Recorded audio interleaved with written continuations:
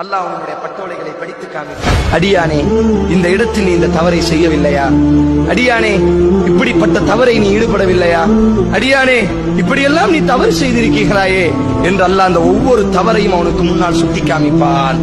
அடியான் அழுது கொண்டே சொல்வான், நாம் யா ரப்பி, எனது கருணையாளனே, என்னை படைத்த ரப்பே, நான் அந்த பாவம் செய்திருக்கிறேன் யா அல்லாஹ், நான் அந்த பாவம் செய்தேன் யா அல்லாஹ், நான் அந்த பாவம் செய்தேன் யா அல்லாஹ், நான் அந்த பாவம் செய்தேன் யா அல்லாஹ் என்ற அடியான் அழ ஆரம்பித்தவுடன் அல்லாஹ் ரப்புல் ஆலமீன் சொல்வான், நண்பு அடியானே, நீ கவலை அடைய வேண்டாம், உனது கால்கள் நடுங்க வேண்டாம். உலகத்தில் அந்த பாவத்தை நான் மறைத்து வைத்தேன், உலகத்தில் அந்த பாவத்தை நான் வெளிக்காட்டவில்லை. நீ எனக்காக வேண்டி வாழ்ந்தாய். நீ பாவம் செய்தாலும் என் பக்கம் நீ மீண்டு வந்தாய். நீ பாவம் செய்தாலும் என்னை மன்னிக்கக்கூடிய ரப்பு ஒருவன் இருக்கிறான் என்று அந்த பாவத்தை விட்டு திருந்தினாய். என் பக்கம் நீ ஓடி வந்தாய். பகலிலே பாவம் செய்தால் இரவிலே கரத்தை தூக்கினாய்.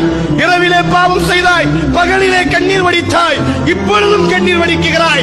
உலகத்திலும் நான் மறைத்தேன், இன்றைக்கும் நான் மறைக்கிறேன். நீ சொர்க்கம் நுழைந்து கொள். நீ அழ வேண்டாம், நீ கவலை அடைய வேண்டாம். உன்னை நான் துருவி துருவி விசாரிக்க மாட்டேன். உன்னை நான் மன்னித்து விட்டேன். இந்த பாவத்தை யாரிடத்திலும் நான் சொல்ல மாட்டேன். உனக்கும் எனக்கும் மட்டும் தான் தெரியும்.